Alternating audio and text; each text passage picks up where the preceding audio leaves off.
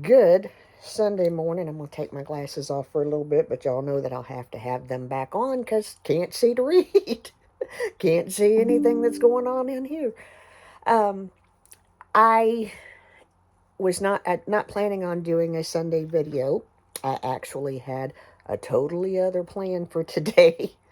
Um, we were supposed to go down to London to again assist a family member. It worked out. I started to trying to get a migraine yesterday. It didn't full on hit because I went on to bed. So maybe we curtailed that one. If my speech is a little muttered or backwards or stammering or whatever, look over it. It's a symptom of my migraine. Um, it's okay. I'm fine. Um, so here's how the day went. Um, Let me mute this because we're getting notifications from my computer and we don't need those. It would help to hit the right mute. Um, I have you sitting on my laptop on a couple of pillows because at this point in time, it's just how we're doing things. uh, but what I wanted, everything just sometimes just falls right into place, and you just kind of have to talk about it. And I did a video not long ago talking about invisible illnesses. And speaking of, in that one, I pretty much addressed um, the situation with my migraines. And, I didn't deep dive into because, well, we're just not there yet. But I wanted to talk today, and I'm going to get emotional. I have Kleenex, I have tissue ready because I can feel it coming on. As I said, we had planned on going to, my husband and I had planned on going to London, so I already didn't, um, knew that I wasn't going to be able to be in church at my church this morning. So when I got up, I was preparing, this kind of look, which is at home, take care of the dog, go down and be mechanic's wife um, situation. Well, it worked out. First, let me back up and tell you something, because I'm just going to tell you just how good God is. The vehicle that we have been fixing, helping fix, and the family member that we've been helping fix, the vehicle has to be moved from where it is today. And it's not operational. They're troubleshooting it. It will be within another week or so. It's not a big deal. First and foremost, if this had happened a few months ago or a few months from now, we would not have had the funds or anything like that to assist this family member. Now, when I say this, make no mistake, I'm not bragging. I'm telling you, this is just how good God is. Whew. We went down the first time and took care of what the immediate issues that needed done. Not going to go into that because I don't need anybody Googling and trying to figure out how much money we have given. It's nobody's business. Um, and I'm sorry that that comes off that way, but this is YouTube, this is the internet, and people will do ridiculous things. Um,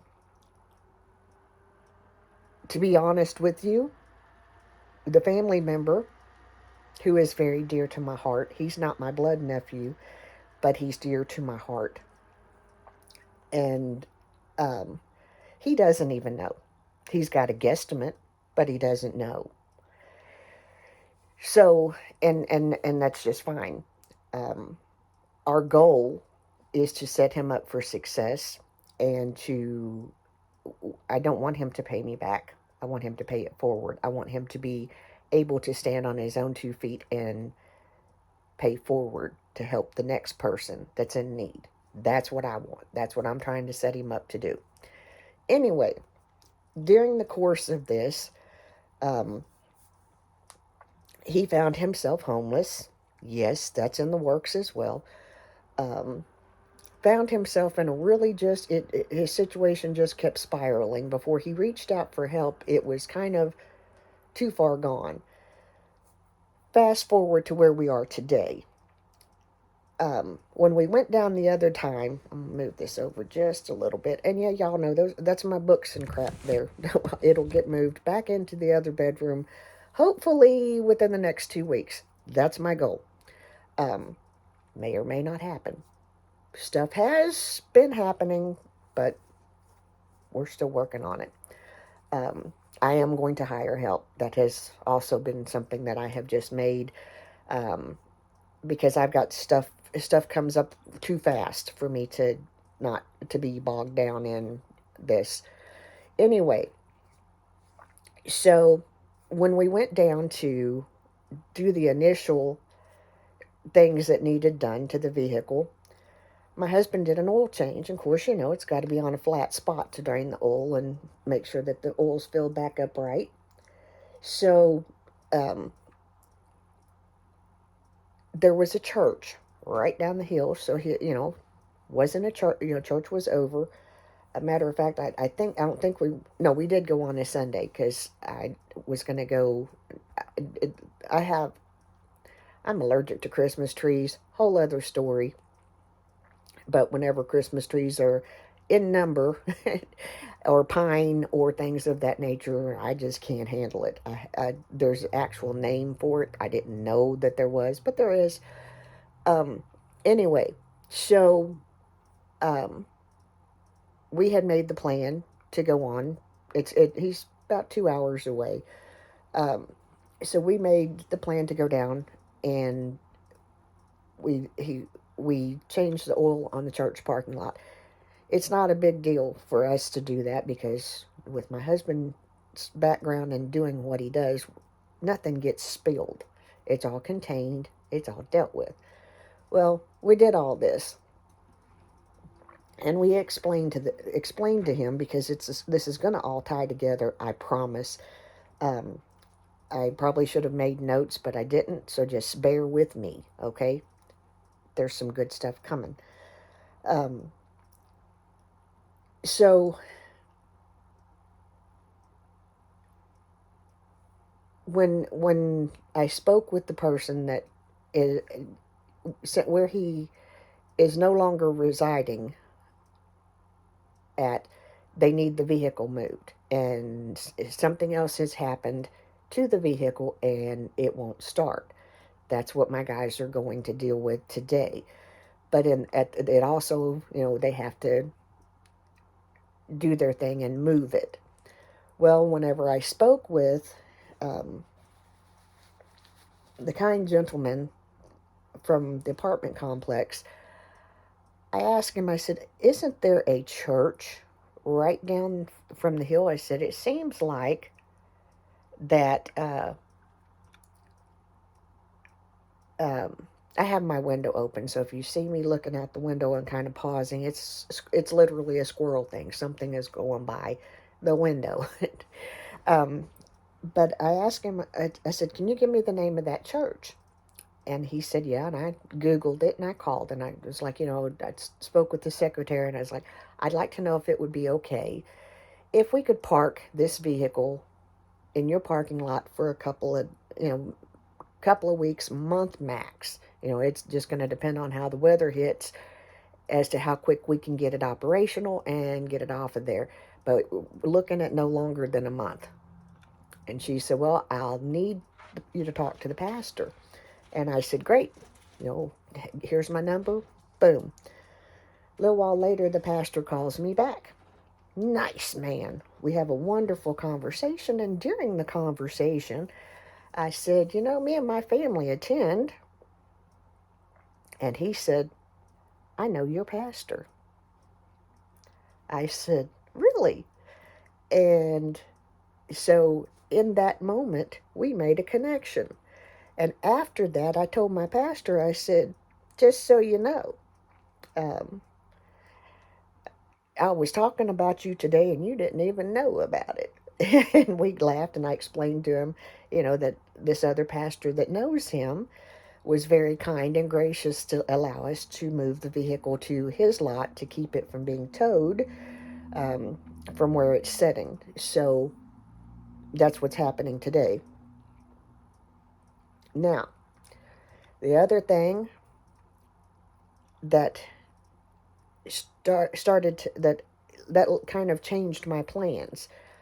Since I was going to go with my husband, I am capable to do all of the mechanic assistant things that he would need me to do, even when it comes to towing. I am capable. I know how.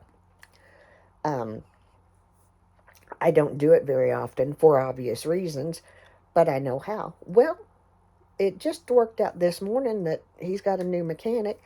Little fella lives right down the road from us, and they were, he had messaged him and asked him, if he needed help on another job that we got lined up.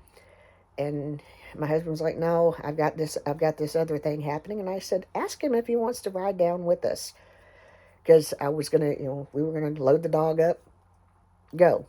Well, it ended up, he said, no, he said, we're just gonna go down and do it. And I said, okay, cool.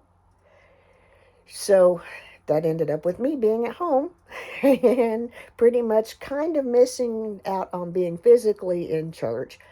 My cousin is preaching in the church that they attend this morning. He's maybe 17 years old. He preached his first sermon back a couple of months ago. But anyway, that'll kind of give me a chance to hear him, hear my all that good stuff, and just go over what I need to go over. And we're going to get to the topic of this um, video, because it's again dealing with invisible illnesses. Now, um,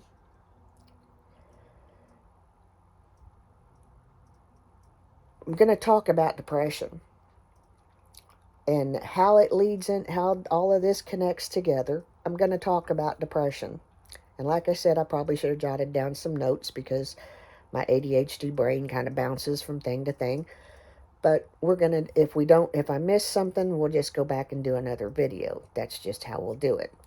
Um, anyway, but what I wanted to talk about, since 1992, I'll give you just a minute for that to just land and marinate. Since 1992, August 1992, I have battled knowingly with a um, diagnosis, depression. Um, I'm going to interject a couple of things. You can take them however you wish to. I know what I know, and I know to be true. Currently working with a doctor um, to who is going through the necessary steps to we've gotten the proper diagnosis. We'll put it that way. And there has been a ton of healing. Now, listen to me whenever I say this. Clinical depression, brain chemical malfunction is a thing. It's just like, it's no different than diabetes. It's no different than uh, asthma. It's no different than whatever. It requires some type of treatment. Okay? There's a chemical off in your brain, deficient. Okay? I probably had depression longer than when it was diagnosed, because I've had ADHD all my life, and it wasn't diagnosed until I was in my 40s, I think it was. I can't remember exactly now, because we were here, and I was in my 40s when we came here. So, um, I can't tell you how many years I spent on antidepressants. Prozac, tried. My trusty was the most effective for me. I tried Wellbutrin. I've tried other Effexor, I think is one. I can't remember now. I've tried several different ones. Would go back to Prozac every time. That would be the one that would help the most. But it would be a band-aid fix because my actual problem was not the depression was just something out, something a symptom of a bigger picture problem. Okay? Now, when I speak about this, excuse me, I'm going to have to quit having coffee before, making videos because apparently midway through I have to do gross stuff. Um, when I speak about this, part of my diagnosis was clinical depression, is clinical depression.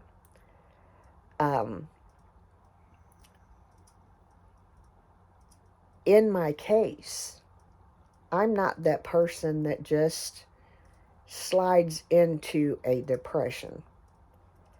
And this was something that I continually kind of kept questioning my doctors over because it's not everything that I would read didn't agree with what I was being told. So we just kind of did this, figuring it out together. And I've had the same doctor now for a few years, and she and I together have talked, and she's kind of allowed me, she and the doctor prior to her, whenever I would be okay, I'd taper off the Prozac. And, whenever I would start to feel, we'd start the Prozac again. Generally, what we discovered was happening was during the times that, like the month that my dad died, January, the month of his birthday, trauma-centered situations is when I would get the most depressed. Well, in finding that, for a couple of years, we would just say, okay, I'm going to go ahead and start the Prozac just in case. And then it occurred to me, maybe not. So what I haven't come out and said in all of this is that 2023, since 1992, 2023 has been the first year that the entire year I have not had to have an antidepressant. Have I been depressed? Have things happened that have caused me to be depressed? Absolutely. It has been a difference of finding tools, changing how I think about things. Had a situation that absolutely devastated me. I lost a cat not long ago. Realizing that some things are normal, and that whenever, for instance, when I lost my cat so suddenly, because he was fine until he wasn't, and I mean literally that morning he was fine. That evening he went into crisis with asthma that we didn't even know he had. And within a few hours of him going into crisis, we made the decision in his best interest to end his suffering.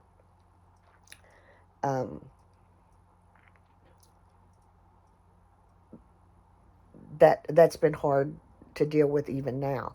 I have chicken livers in my refrigerator because I would make them for him and make a little pate for a little snack. But anyway, we're still dealing with that. But what didn't happen is this overwhelming can't get out of bed situation. Now, we're gonna go full circle back around to where we started. Um, when I opened my devotional today, because this is getting a little long, it kind of cracked me up because sometimes the way that things are so on time, um, going back into, and I have other devotionals, I'm going to order a couple of other ones.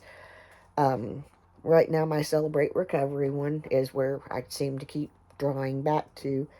Um, but anyway, I was watching our service, and during the service, it was just overwhelmingly in my heart to say, you know what, you need to make this video, you need to talk about that for 2023 and going into 2024, you have not had to have Prozac or an antidepressant. And that is good stuff. So we're going to read this, and then I'm going to let you kind of go on your way. For day 28, the title of the devotional is Engine Light. See how that loops back to my guys fixing the vehicle.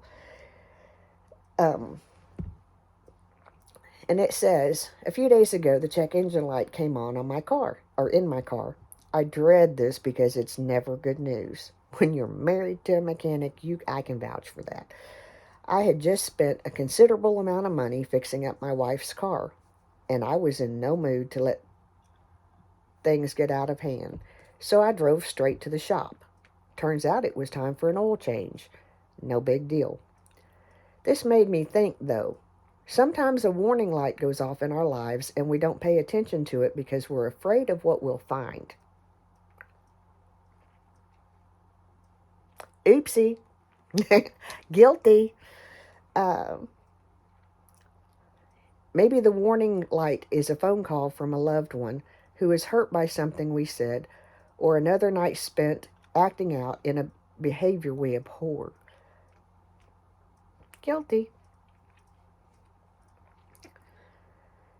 Maybe the warning light is an insufficient funds message at the ATM. Been there.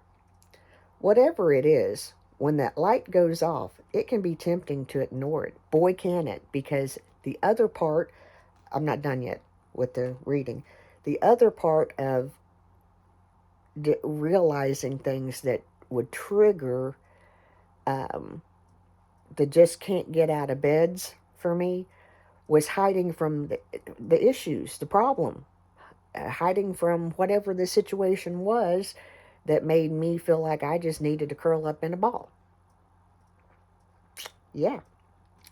And I have plenty of warning lights. But that's never the right move. In fact, that's denial.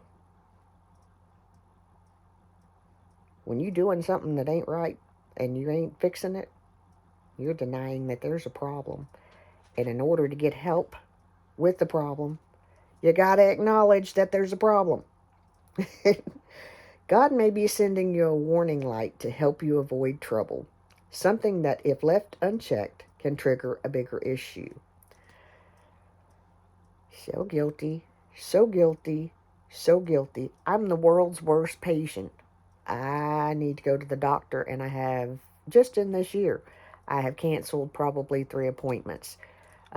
Weather, migraine, so forth and so on. The next appointment I'm making, my husband's just going to take time off work. So if I do have a migraine, he can just drive me. That's just how I'm dealing with this stuff. Because I really don't want to know that anything else is wrong with me. But I need to know. So here we go.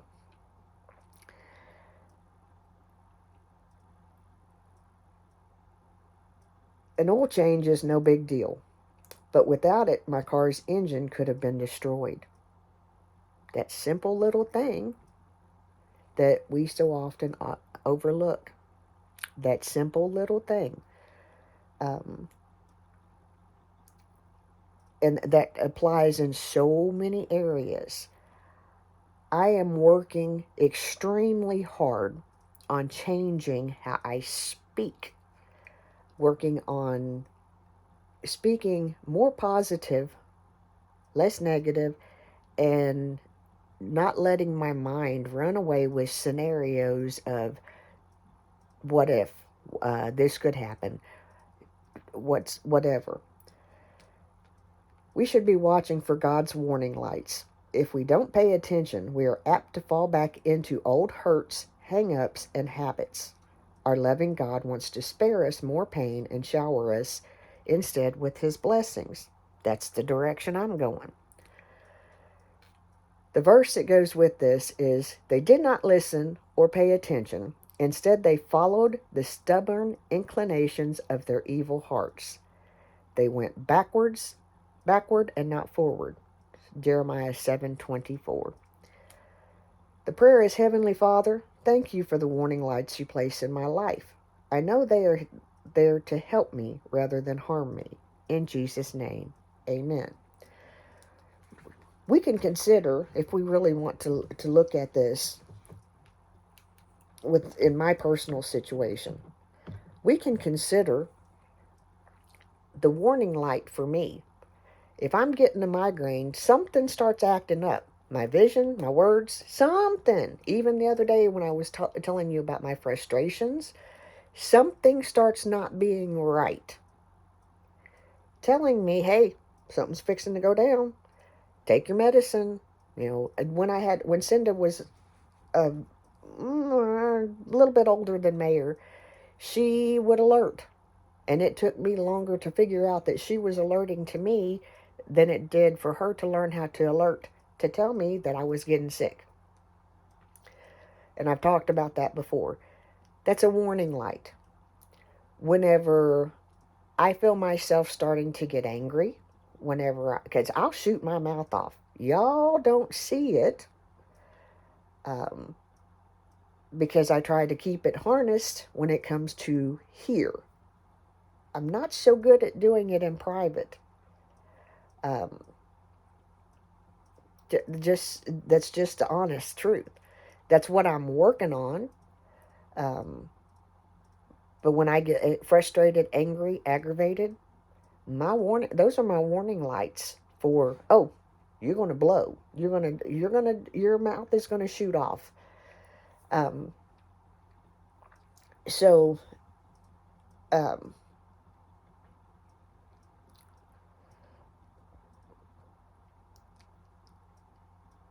there was another point that I was going to make with this, but, I know what it was.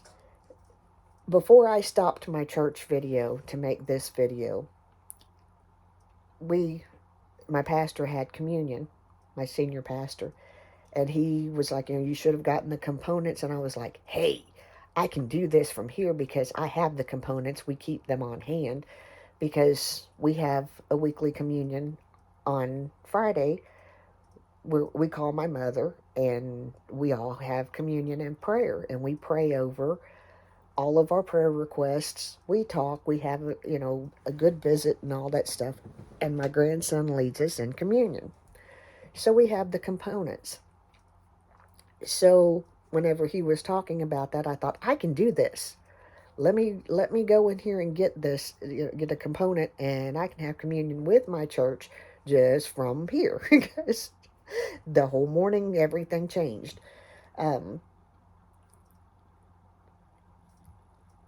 As that started, my mind went back to, we had 21 days. My church does it every year. 21 days of fasting and prayer. Other churches do it as well, not just exclusive to my church. But during that, there was Bible quizzing practice every night for Ian.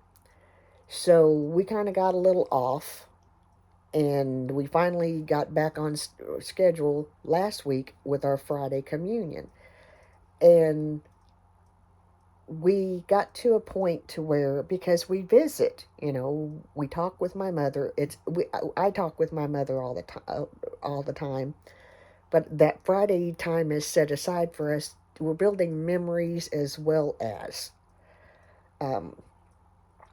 and we had gotten a little more on the visiting side before the communion side, and we'd gotten a little to where, there's a little bit of giggles and things of that nature. And of course, with the dog, things have, there's been funny things that happen with the dog the dog tries to have communion too. Um, our cat Gabriel had communion with us every week. He'd hop up here and get a bite of bread. And that was that. Um, my point, we kind of got to a place where we were not observing the seriousness and the meaning of our weekly communion. Um, we enjoy our time visiting, and that's part of it. But my mother stopped us the week before last, and she said, we need to take just a minute and calm everything down and get our minds and our hearts in the right place and examine and see if we are worthy of this communion, if our hearts are and our minds are in the right spot, if we're doing this for the right reasons. Whew. We paused for a moment, and then we continued on with our communion and our visits and our prayer and all that neat stuff. This week rolled around, and we generally just put the focus on Ian, and we let him control that part. Boom. And I was so impressed because the warning that my mother issued last week stuck with my grandson. That warning light of, hey, are we in the right place that we need to be? Are we thankful? Are we grateful? Are we examining ourselves? Are we doing better? Are we there? And he echoed what she said this week. He's like, we're going to take a minute and calm our minds and calm our, all of our giggles and everything like that, because we're excited on Friday nights. Okay, we're excited for communion. Plus, we're excited. We get to all talk to my mom, all at the same time, and Ian gets to tell her all the stuff, and he gets to hear all the stuff that she's done all week long. But he remembered that warning light that my mother put out. So I just wanted to share that with you, and I wanted to talk with you about, again, depression, another invisible illness. Y'all, please stop. These people who are suffering with depression and other invisible illnesses, please stop tearing them apart. And I'm not pinpointing any one person. It can be online or it can be offline. It can be in real life. Stop it. Encourage them to get help. Beyond that, leave them be. All you can do is encourage them. What you owe them kindness. And for some reason, kindness doesn't get as much attention as fussing and fighting. And that's sad. Now, I'm not saying that to throw off on anybody. Understand me when I say that. And yes, my water cup is right here because my coffee is here. And I need this. Part of the nature of invisible illnesses, we become explainers. We have to explain why we have things the way we have them. I had to explain to you that sometimes there's not pillowcases on my pillows. Because when I have a migraine, I can't stand the feel, I can't stand the texture. It's also part of having ADHD and being on the spectrum. I don't know that I'm on the spectrum, but we're working on that. I have texture issues. I have for a long time. It's part of the eating disorder that I deal with. We'll deal with that in another video. But today, we just want to just talk about that depression is real. It's just as serious. If your brain is not working properly to produce the chemicals that you need, it's the same diabetes. You can't look at somebody and tell that they have diabetes. You can look at them and probably think maybe they might, but you can't look at them and say, oh, that guy's got diabetes. No, you can't. So what I'm going to work on, and I hope that you will join me, is focusing more on the warning lights. The warning lights that go off whenever it's a small problem, so that it doesn't become a great big huge problem. And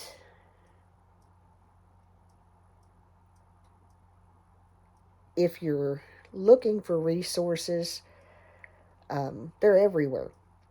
I choose faith-based resources, and I will always choose faith-based resources. And I encourage you to choose faith-based resources. It tends to put the mirror in front of you instead of somebody else. And that, whenever you start getting into your own mess and you start dealing with your own mess, that's when healing happens. Because when you start dealing with your own mess, somebody else's mess don't bother you nearly as much, because you start differentiating, this is their mess, this is their problem. You start getting to where it's not my monkeys, not my circus, and you focus on your mess. And you become a better you, and in becoming a better you, you're able to help them and help guide them to deal with their mess. But you don't become involved in and tangled up in their mess. Y'all, I'm gonna finally shut this down because it's way longer than I intended for it to be. This is what happens when people leave me alone for quite some time. But I need to check on my husband. I'm pretty sure that they have probably arrived. And I'm thankful, even though the situation didn't work out how I had it planned and how we had it planned, I'm thankful that it worked out the way that it did. Because establishing people, friends, we're not meant to be alone. So,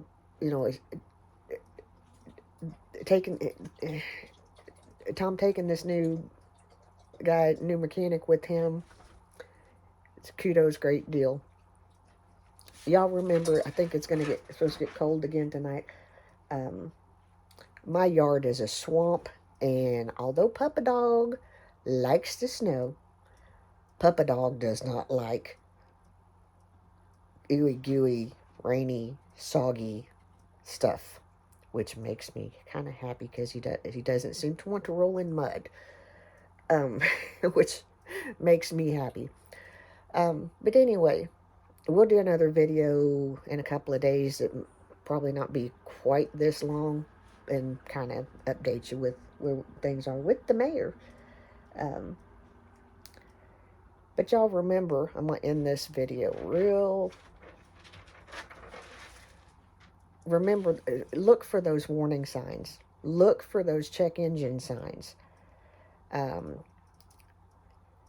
Your mood, your behavior, your everything. You could be hungry, and it could set your mind, could set everything off balance. So look for those warning signs. Remember, I'm the mayor's daughter. I love y'all oh so very much. And I hope you have a great day, and I hope that you gain something from this little talk. My puppa dog is taking a nap. Um, I just love him oh so very much. He drives me bananas sometimes, but I love him. Um, I'll talk to you later. See you. Bye.